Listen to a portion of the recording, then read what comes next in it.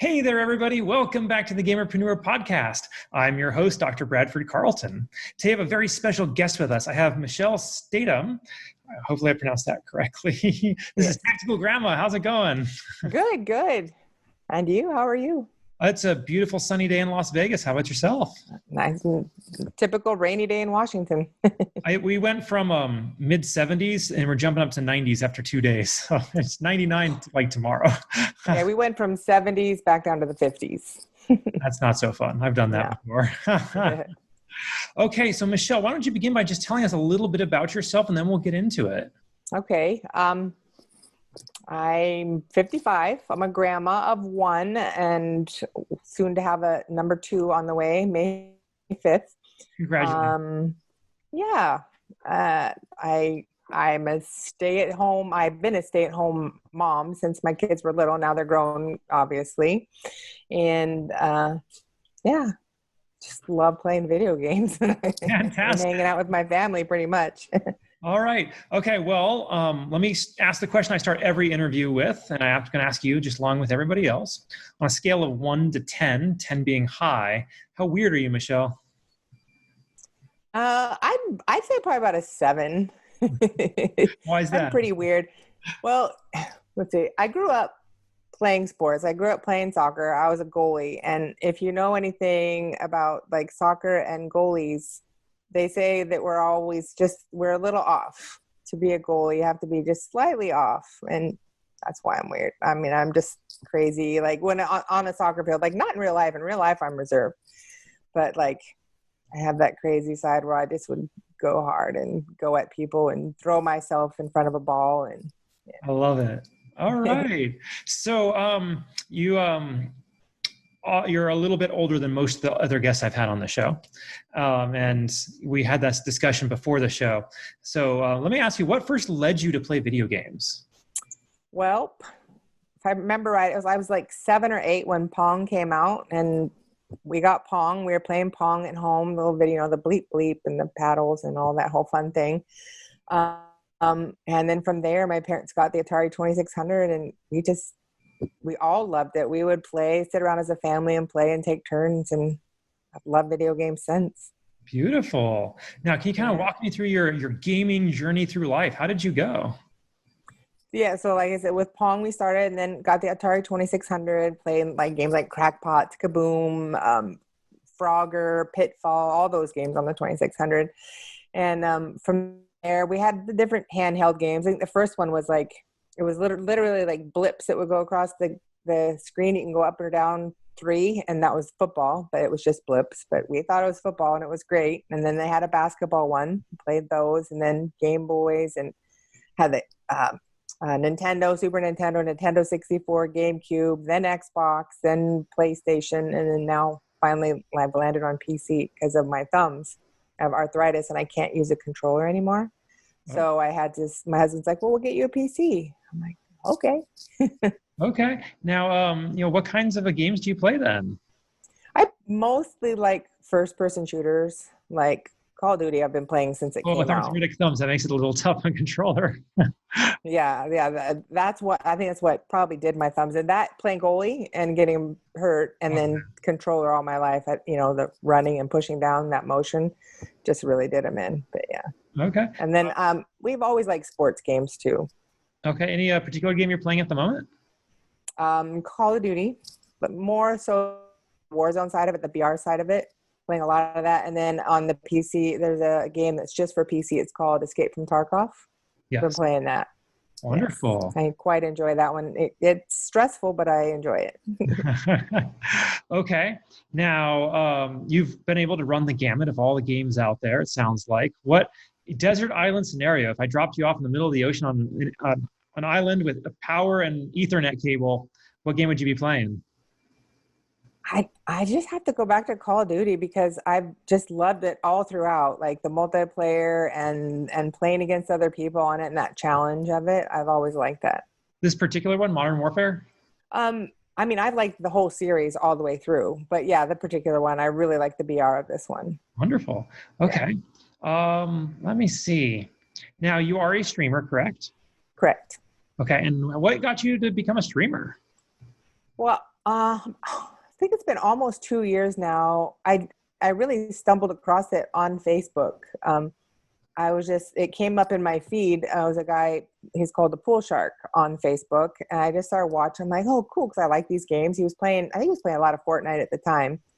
And I'm like, this is fun watching. And then from there, like seeing other guys he's playing with, like Darkness 429, Mugs, Stone Mountain, all those guys. I just was watching them on Facebook. And then when we got the PC, both my husband and my son were like, well, you're going to be playing anyways. You might as well stream. And I'm like, no one's going to want to watch someone my age play video games, mediocre video games. I'm not like the best of the best. I'm not the worst of the worst, but and they're like, you never know. You're going to be playing anyways, so you might as well do it.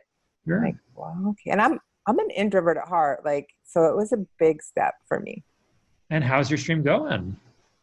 It's insane. Like we just hit like 5,600 followers. But more than that, it's like the community, like the people that come in, the chance to just chat with them and the community we're building and being able to talk and like check on each other and say, hey, how are you doing today? People sharing stuff and just sharing their hearts at times. That's what I like the most about it. Oh, that's incredible. 5,600. And how long have you been streaming? Since October 1st. So you've only been doing this like 7 months or so. Yeah. That's amazing. Like, it's incredible. I really think that people are curious. So they kind of come over because it's like says TacticalGramma, like, and then when people share it, because on Facebook they have it set up where you can share your streams to groups and stuff. And so they're like, your grandma, really? Let me see this. And so I think the curiosity gets them there. Just like, really? And your awesomeness keeps them there, right? Hopefully. And I just enjoy chatting with my chat, like with my community. I like to play the games, I like to win, but I like to communicate and talk with them a lot too. And I think maybe just that. Okay. So what makes your stream unique? Like they come in and there's lots of people out there chatting with their chat. What's different about you?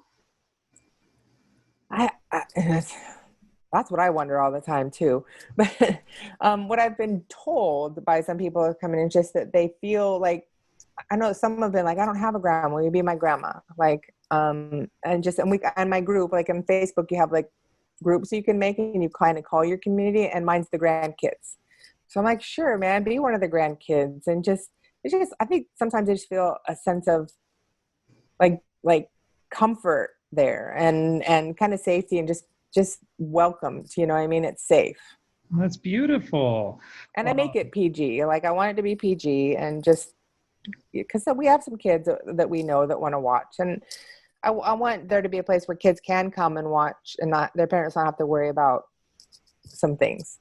Okay. What is it on your end? How does it feel being kind of a den mother to all these people? It's crazy because like I said, I'm such an introvert that I'm like, oh, wow. Like, and I don't know, I've been kind of, I'm really close with my family, but I've had one or two close friends in my life. Not a ton of close friends. I have friends, but just not close friends. So I don't feel like, I don't know. I feel like, what do people see? I don't know. Like, it just feels weird because I guess I don't see myself that way. Let me ask you this. Does it feel like you've kind of found your people though? You haven't had close friends. And I'm much the same way. I can count my best friends on one hand in my entire life. Right? But they've all been gamers. And you have that kind of connection. Is that you see that yourself having that kind of connection with your fan base? Yeah, I think so because I grew up a tomboy. Like I grew up in sports. So the people I did hang out with mostly guys. So yeah, so having this, I've actually my family has told me this as well, that I've changed a lot since I've started streaming, that I seem more open. I seem more comfortable, more confident. So it's helped a lot. And having that community that's there that, I don't know, it's really helped a lot. All right. Do you have any help with your stream? Do you have any moderators or is it just you? My husband, when he's not working. And then I recently have added, I have two, one's a streamer as well. So he kind of was helping more in the beginning, but he's streaming now, which I totally get. And then I just got another one. So kind of working on it and trying to figure out, like, I didn't know what to look for in a moderator. Like, I'm still learning all of this because it's so new. Well, can you kind of tell us a little bit about what you're going through? Like, what is it like finding a moderator for the first time? I kind of just see who's in chat, who's communicating well, who's kind of getting along with the people in there. And then that's how I approached this last one. Just like, okay, like he's already communicating with everybody. He's kind of drawing some chat out. He's kind of being my voice sometimes when I can't answer because I'm in the middle of playing. So I'm like, well, you're already doing this. How would you like the title of moderator? Okay. That's interesting. Is that kind of the strategy you think you're going to go with moving forward? Because if you've hit 5,600 already, you're nowhere but up. Yeah. I'll let you answer that one. Yeah. I think that just really seeing who connects well with my community is most important. And you can kind of get a sense of who they are by how they're being in chat and how they're responding to someone maybe not being so kind, Okay. Yeah. How's your husband taking it? He's my biggest supporter. He's the one that's kind of championed the whole thing. Him and my son, were the both of them were like, you should do it, you'd be great. And then my daughters have supported me wholeheartedly as well. They just aren't gamers. So he's constantly just saying, you can do it. Like, you're doing great. You're doing a great job. I'm so proud of you. And, yeah. That's so wonderful. Yeah. All right. Now, so you've been doing this roughly like 7 months or so, 7.5 months. That's not a long time, but if you could go back 7 months, you could talk to past Michelle and you could give her some advice on what she's going to expect and what she should do in order to prepare for what's going to happen. What would you say? I would say cover your numbers from the beginning. Stop looking at how many people are in your chat, especially in the beginning. Like in the beginning, sometimes it can be disheartening because you'd see numbers go up and then some days there's like no one. And then some days there's people and then some days there's none. And especially in the beginning. Now it's getting a little more steady that there's people are staying in. But I would say just cover that. Don't worry about who's in there. Just have fun, play the game, talk to them like there's people, like there's even if there's only one, talk to them like there's a ton of people in there, have fun with them, and just ignore the rest. And because I would have a tendency in the beginning to get super stressed, like, oh, there's no one, they don't stay, like there's no one to talk to. What am I supposed to say? There's no one chatting. Yeah, you must have done something right though. Yeah. About how many people do you think show up per stream now? I can look at my numbers on Facebook afterwards, and it's about, the average views are like 2,500. Wow. But it's like some of them are quick, right? So they'll come in quick and leave. And well, that's amazing. Yeah. Congratulations. You cracked the nut. I know. It's crazy. Oh, okay. Well, since you're this highfalutin, streamer now, do you have any advice for new streamers? Like I myself, I don't have a stream. I'm probably going to be starting one actually in the next month. Like, what would you say to me? I would say first and foremost, do it just to have fun. Yeah. Cover the numbers. Don't worry about how many people are in there because it can be an emotional up and down.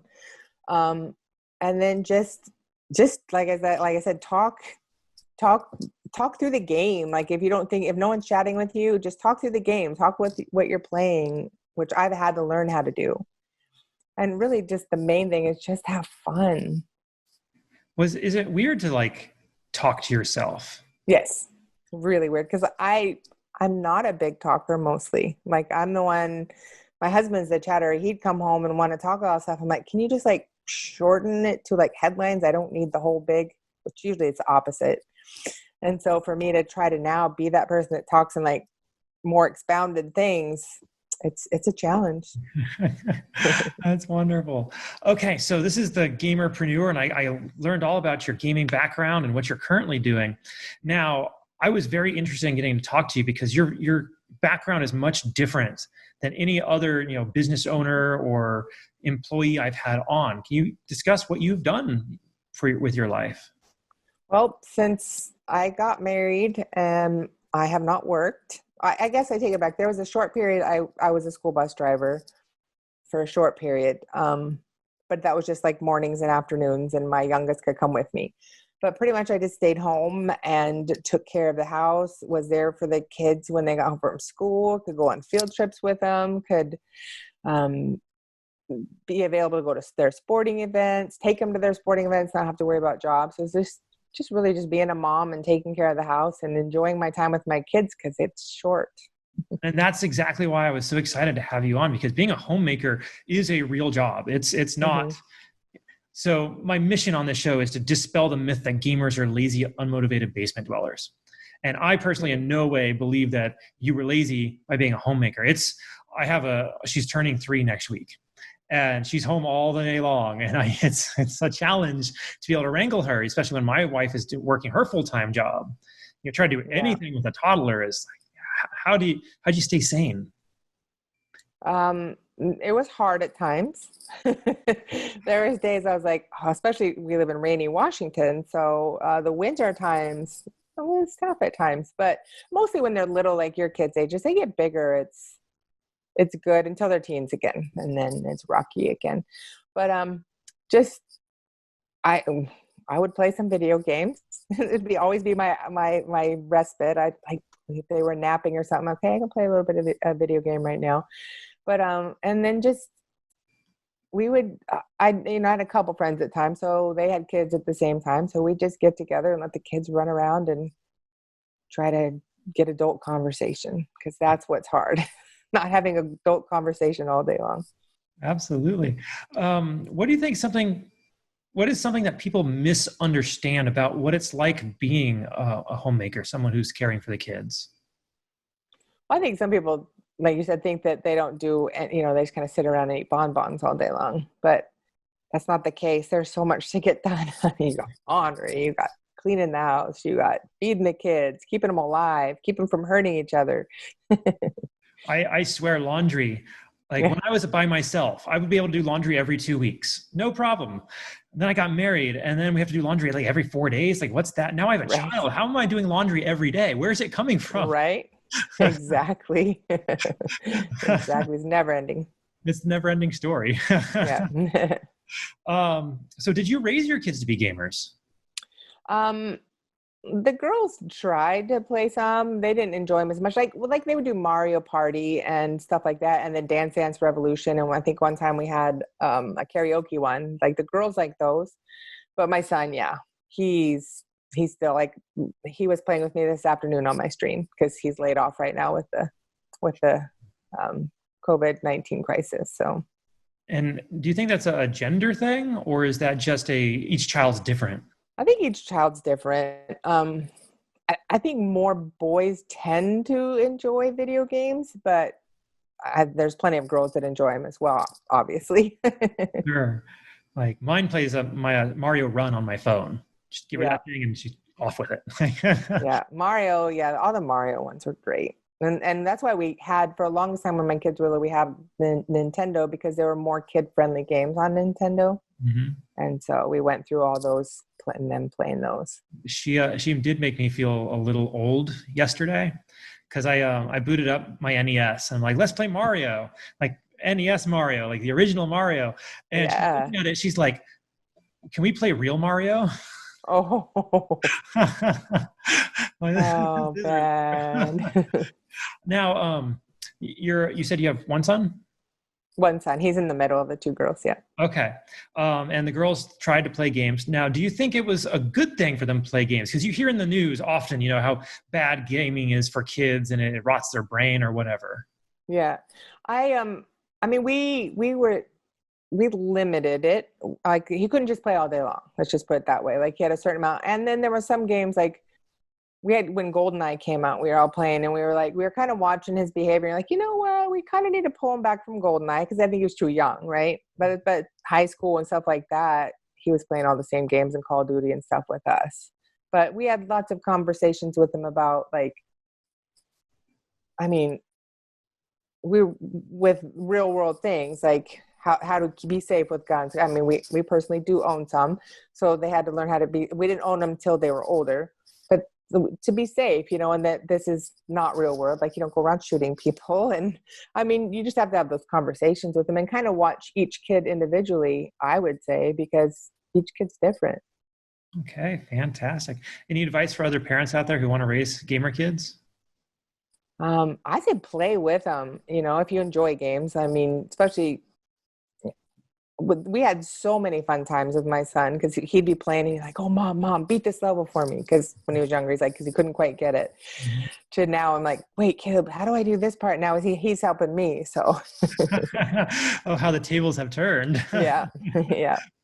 Oh, okay. So now this is usually the part of the show. I've gotten you to tell me all about the wonderful life you've had, the wonderful success you're currently having.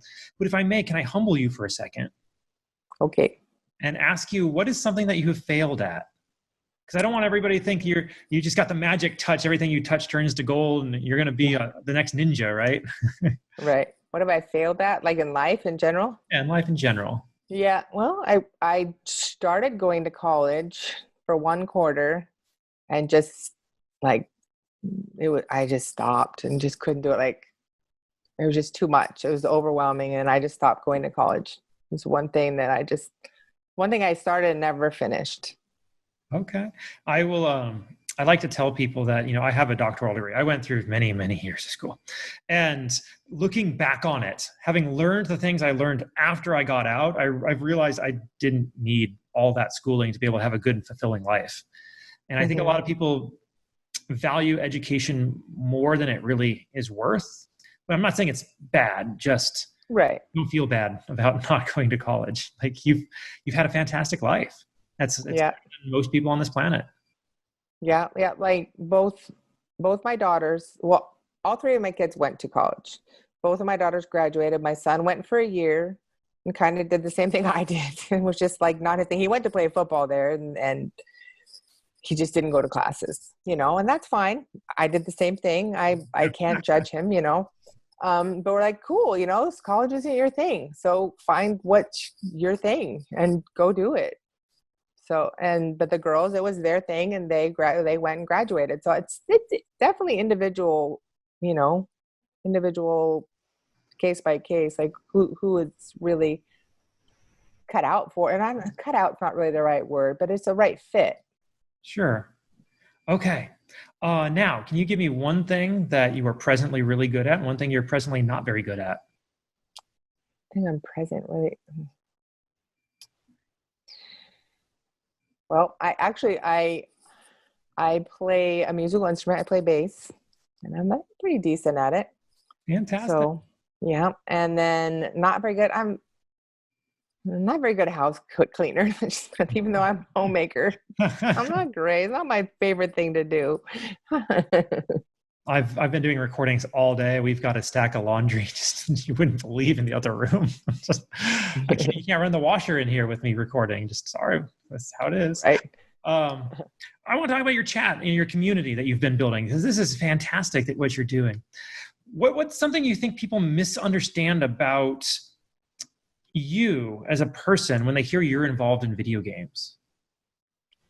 Well, most people kind of look at me like, really? You're streaming and playing video games? Like they just don't understand it at all. Not per se my community, but people in my life, like people, especially people my age, they totally don't understand it. They're like, oh, that's cute. Or, oh, that's interesting. You that polite smile and nod. Oh. Yeah, you're okay. And they're like, wait, and people will give you money for it? And I'm like, well, and when they first said, I'm like, well, eventually, yeah, I might get some stars here and there, And they're like, huh, weird. How about on your other side? In your chat, what do you think your chat thinks of you? They I get a lot of, oh, you can play. Oh, okay. Like, oh, Granny's got it. I got you're cracked once, and I'm like, I think cracked. I didn't know what it meant, and I was playing with some other people, and they were younger, and they didn't know what it meant, so they looked it up in the Urban Dictionary, and it was a good thing. It means I was good at the game, so that was good. Urban Dictionary is fantastic. Yes, I need it a lot these days. As do I. Okay. What do you think the best compliment they've ever given you is? That would have, you're correct. Just, I think that you're good. They're surprised at how good I am at the game, you know, and I'm not great. I'm not saying I'm great at the game, but I think they're expected to see a grandma and come in and be like, oh, is she really going to be able to play? And I'm specifically talking like Call of Duty. But when they say, oh, wow, you really are good at it, it kind of feels good. On the flip side, have you gotten trolled yet? Oh my gosh, yes. Not too much. And it's always like, can you go bake me some cookies? Or, oh, women shouldn't play this game. This game isn't for women. It's usually about my gender and that I shouldn't be playing it. And then some highly inappropriate things. So we just do the instant ban and see you later. But usually, and then when they say I suck at the game or I'm terrible, those ones I don't care about, because I'm like, yeah, I do suck. Oh, well, I'll try better. You know, I mean, maybe I'll get them next time. And then they usually shut up because they're not really getting me. I just go along with it. Hey, you got to love your haters, right? Right. Oh, this has been wonderful. Thank you so much, Michelle, for coming. Thank you. Now, how do people find you? Where are you at? You're on Facebook? Yes, I'm on Facebook Gaming. It's TacticalGramma. Okay. I'm pretty much on every social media. It's TacticalGramma. I think Twitter, it's Gramma Tactical because they made me switch it. But if you search TacticalGramma, you still find it. Beautiful. And it's Gramma, Gramma. Gramma. Okay. Yeah. Okay. Yeah. Now, is there anything else you want to talk about? Anything we didn't cover you want to discuss? I think that's it. Yeah. Well, I can think of. This is a lot of fun. Yeah, it was. I really did appreciate it. I'm probably going to check you out myself sometime. Nice. All right, but thank you so much for coming on. And gamerpreneurs, please go back, because I was very, very excited to have Michelle on, because I've worked from home for the past 8 years now. And I've had my daughter, she's almost turning 3 here soon. Being at home all the time, being a homemaker, being someone who goes and doesn't go anywhere else, but stays home and does the work at home. And there's a lot of work to be done at home. There is nothing wrong with that. That is just as much a gamerpreneur in my book as anybody else. So thank you so much, Michelle, for coming on. Thank you for having me. I really appreciate it. All right. And on that note, don't be just a gamer, be a gamerpreneur. Hey, if you like this podcast, I'd love to invite you to check out a little bit more about me, Dr. Bradford Carlton, Gamerpreneur. If you go to my website, www.thegamerpreneur.com/bonus, I'm going to give you a free copy of my book, The Warcraft of Business, where I explain my history in both gaming and business and how I brought the two together in order to create some very successful companies and help a lot of people. And all you got to do is pay for shipping and processing, and I'll send you this book. I absolutely know you're going to love it. All right. You all take it easy.